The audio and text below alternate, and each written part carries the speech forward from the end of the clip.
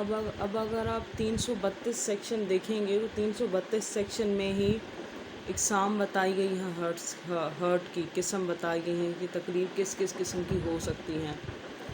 تو پہلی اگر تکلیف جو ہو سکتی ہیں جو اس سیکشن میں مینشن کی گئی ہیں وہ ہیں اتلاف عضو، مینس کسی عضوے کا کاٹ دینا، کسی عضوے کو کاٹ دینا، کسی آرگن کو کاٹ دینا، کسی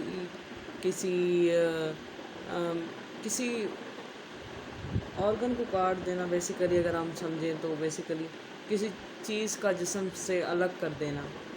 دوسرے نمبر پر ہیں اتلاف صلاحیت عضو، مینس کسی جسم کے حصے کی صلاحیت ختم کر دینا۔ آپ کسی کو ہرٹ کریں اور اس کے جسم کی جو صلاحیت ہے وہ ختم ہو جائے۔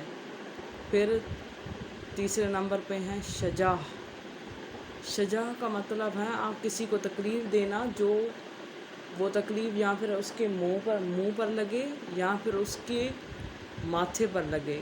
شجاع کا مطلب وہ ہرٹ جو اس کے منہ پر لگے یا اس کے ماتھے پر لگے۔ اور جراح کا مطلب وہ اس قسم کا ہرٹ جو آپ کے جسم کے کھال پر لگے، باڈی کیوٹی جو آپ کی جسم کا کھال ہے اندرونی اس پر لگے اندرونی طرح وہاں پر لگے۔ یا پھر جرح کو آپ یہ بھی کہہ سکتے ہیں کہ شجاع، منہ اور ماتھے کو چھوڑ کر جو بھی جہاں پر بھی کوئی آپ کو ہرٹ کرے گا تو وہ جرح میں آئے گا۔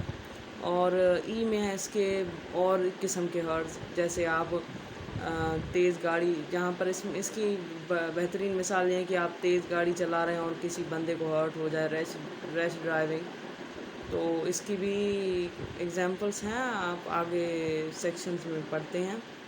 باقی یہ تو کائنڈس آف ہرٹس جو ہیں وہ ڈیفائن کی گئی ہیں سیکشن 332 میں ہی تکلیف، ہرٹ یا تکلیف کے اقسام بتائے گئے ہیں۔